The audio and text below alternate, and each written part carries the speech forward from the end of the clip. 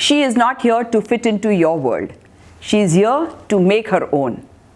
It's a rare and wonderful opportunity that I have to interview my own daughter, Shaivi Modi, in this series finale of My Fair Lady. Hello, and I am Geeta Modi. I have been bringing to you women with startups from this fabulous city, Surat. Shaivi's journey from the hospitality industry to the entertainment industry has been a long one, which has been interesting, enlightening, full of fun, full of struggles, and all the masala put together. Shaivi is all about thinking out of the box. So we are going to hear about her journey, her vision from her. Let's welcome Shaivi Modi. Hi Shaivi, welcome to My Fair Lady. Am I supposed to call you Mama or am I supposed to call you Geeta? Whatever you're comfortable with. Thank you, Mama. So you can say Geeta Mom. As if I have another one somewhere. Okay, Shaivi, it's great to have you on the show. Thank you. I want, of course, for you to tell about your own journey in your own words so that we, or rather, the people can get an idea of what you've been doing. So my journey as a professional started when I started working with the JW Marriott in Mumbai. I am a hotel management graduate, and the reason I did hotel management, studied hotel management, was because we had a hotel over here, and the idea was to take on from there. But then life happened as it does, and we lost Nani in 2007. Of course. And then it was difficult to stay in one place, and I have always enjoyed meeting new people, traveling, and then came the opportunity to do something called teaching English as a foreign language, which gave me the chance to travel wherever I wanted while making ends meet. True. And added to that was, because I come from the hospitality industry, training became second nature with teaching English as a foreign language, and hence those two went hand in hand for some time, for a long time, I guess. Yes. For a long time. And then to add to that, I always feel that you need to keep refreshing yourself, to keep adding feathers to your cap, and keep learning new things, so that your perspective evolves, you evolve as a person, and you can bring more to the table when you're doing anything. So the impact that you create when you are from when you have experiences of different industries is very different from what you would do if you were just coming from one place. And hence I went on to do my image consulting, and that got me into the fashion game. And as luck would have it, the 3 years that I have been doing styling and image consulting, it has been fun. It has been really, really fulfilling and rewarding. I've made great friends. I've learned a lot, and hence the next step into the media industry was very clearly to get into production, so that we could create quality content out of Gujarat and not just have to go to Bombay for everything. Great. Okay, so you have been working in the industries which are probably, of course, male dominated as well as female dominated in some places. But do you feel that females are given a different treatment in the different places that you've been working? So somehow I think I have been very lucky. I have worked with a lot of type of people. But sexism just does exist. It does. It's a reality. We cannot fight that. It's a fact. It is. It's like the sun rises. Sexism exists. But I think what happens is also that I am very headstrong. That you are. So the way I deal with it is, one, this is the way I work. If you want to work with me this way, it's fine. If you don't, it's fine. I'm not everyone's cup of tea, and just because I'm a woman and I'm not your cup of tea, then you are not my cup of tea. True. So I'd rather not work with such people. So that's all I can say about that. But yeah, we do have to bring about that change in this world. Okay. Do you think you could call yourself a feminist? I would. Okay. I don't think people understand what feminism is. Feminism is all about equality. I'm not saying I'm greater than my friend who's a male or my colleague who's a male. I'm saying we are equal, and it's not about superiority of either of the sexes. It's just very clearly, if my brother is getting paid something, I should get paid the same amount. True. And I should be treated with the same respect. Right.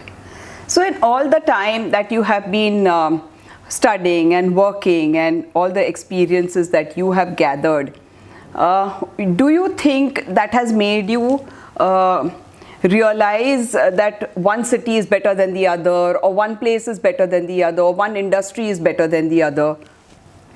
No, I think just like people, places have their pros and cons. Every city, every country I've been to or worked in has its own beauty, has its own pros, and has its own limitations. And hence, I don't think one place is better than the other. Yes, where overheads are concerned, stuff like that is concerned, 2-tier cities, 3-tier cities do win because it's easier to manage a lot of things in a smaller budget. Right. Business wise, that makes sense. But also what happens in smaller cities, which is the con, you don't get skilled techs. And True. our work where everything is concerned is skilled tech. That is why we end up creating these teams that we work with all the time, because you know you've gotten that understanding, you know the kind of quality they are going to deliver. But like I said, Bombay has its own plus and minus. It's really crowded. It takes hours and hours for you to reach get anywhere, yes. anywhere. And but you get a lot of options where techs are concerned, where talent is concerned. But in smaller cities also talent is there, maybe which is not explored, which is not put forth. So I think smaller cities are better for businesses like what you are doing, whether it's training or whether it's production or whether it is making on any type of content or whatever. So talent is everywhere. India, we have so many people. Yes. Talent is everywhere. There is no lack of talent in this country. It's just that the exposure level and the development of that talent differs from a metropolitan city to a 2-tier city. That's it. And yeah, like I said earlier as well, there are pluses and there are minuses to every single place. And that's true for a city like Surat as well. So what is your vision for your production house? So the production house has been put together for the simple reason that Gujarat requires a push into the right direction. It's not that we aren't. Gujarati film industry is amazing. It's doing great. We have films that are breaking barriers left, right and center. True. And content is going to be the king for the next, at least for the next decade.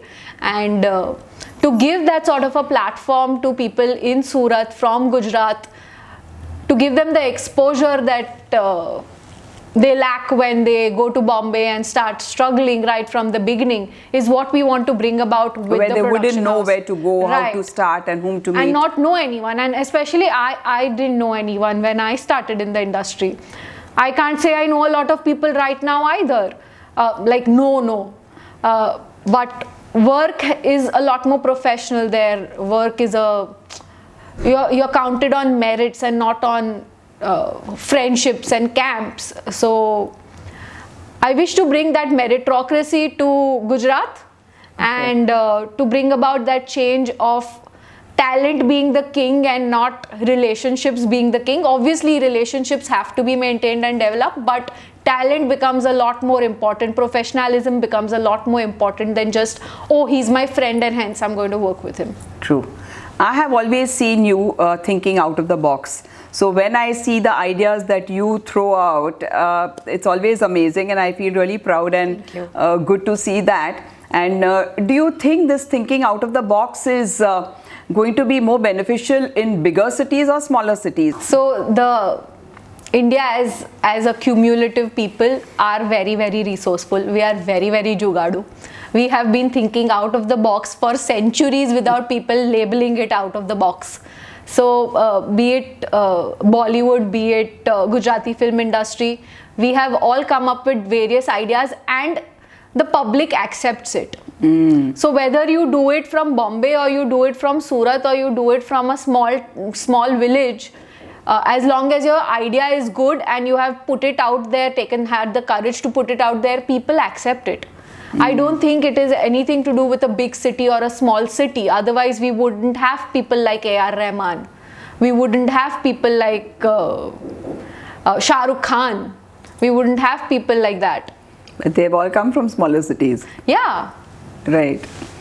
Okay, that is it. And you tell me, what do you think that the youth of today who want to get into startups, like you have started your own little startup, what advice would you like to give them? I think I am too young to give advice to people. But they are going to be younger than you. Yeah, I am still learning myself. So the only thing I can keep saying is what I've lived by is keep learning. Don't stop learning. Don't stop growing. So everyone can teach you something or the other, be it your spot dada or be it someone who serves you tea in the morning to the biggest star that you meet. Everyone can teach you something. So learn. Right. Great. Now we are going to get to the segment of where I ask you rapid fire questions. Would you like to share what is on your phone wallpaper and what it means to you? My phone wallpaper is a Gucci wallpaper that says loved. Well, because I am. Yes. Well and truly loved. Well and truly. So that is what it, and it means a lot to you because you want to have it there all the time, see it there and keep reminding you of that love? Yeah, I think if there was one word that would describe me, it would be loved because that is what I am more than I am anything else. So that was my next question. What was the one word that described you and you said it? You got into my head. What's that one thing which inspires you or motivates you? You. Thank you, baby. I mean, there is no other answer than this. You. Every day. It becomes like a mutual admiration society right here on screen. That was bound to happen, Mom, if you took my interview. So which is the song which you feel describes you then? Tell me that. Not really. No? No. So it's yet to be written? Yeah, somebody please write me a song, please, somebody. Okay. Okay. So if there was a movie made on you and somebody had to play your character, who do you think could play it best from the current lot that is there? I would want someone new to play it. Someone new? Yeah. Okay. The whole idea is that we give platforms to new people. I would want someone new and kick-ass to play it. Great. Yeah, I think that is correct. Okay. So what if you won 100 crore lottery? What would you do? Oh, I know. Do a world trip shopping, obviously. And I don't want to... No, buy a yacht and a plane. My God. Yes, make your dreams come true. Of a yacht and a plane. A jet. Okay. A jet. Yeah. I'll settle. Nothing very big. No. Quite modest is fine. So those two things, तो उसमें तो बहुत पैसा बचेगा फिर भी. Okay. So a world, for us around the world shopping trip, definitely make content that can last for generations to come and inspire generations of filmmakers. And yeah, probably buy all the books in the world and donate it to all the schools. Yes, you bookworm. Great. Now you get a chance to ask me a question so I can give you some more Geeta Gyan. Okay. So I'll ask you a question, you ask me. Do you consider yourself to be a feminist? I do. And I think I've always not demanded by saying it, but I think I've just stood up to it and stood shoulder to shoulder with wherever I have been Right. And it just automatically fell in place, and people just realized that yes, we need to give her her due, and she Right. is an equal. Like I remember I had been just the first person as a lady Rotarian in my club, and I was the first lady president in my club. Right. And I was with all the men all the time, and I was just one of them. So it's at most places where it happens, in business or wherever, where I am the only lady around, and I think they just all give me my due Right. as an equal. Great. Okay, we want to end this show with your life mantra. Indians live in India. Okay. Yeah. Don't go abroad. Don't leave your country. Yeah, grow this one. एक ही है. Great, amazing, Shaivi. It was lovely having you with us. I'm so glad I did this interview, because I think both of us were wondering how would it go, but I think it was good. Yeah. Thank you. It was. Thank you. That was Shaivi Modi, and we come to the end of this series of My Fair Lady. I hope you've enjoyed these episodes, and I hope you have learned a great deal about the new ideas people can get about women working, and if women have been inspired to work, get out of their house and do something, please do tell us. Let us know in the comments below, and we will be very, very happy to even put it out to people on our social media platforms. So thank you for being with us. This is Geeta Modi saying goodbye to you, and I'll come back with something new very soon.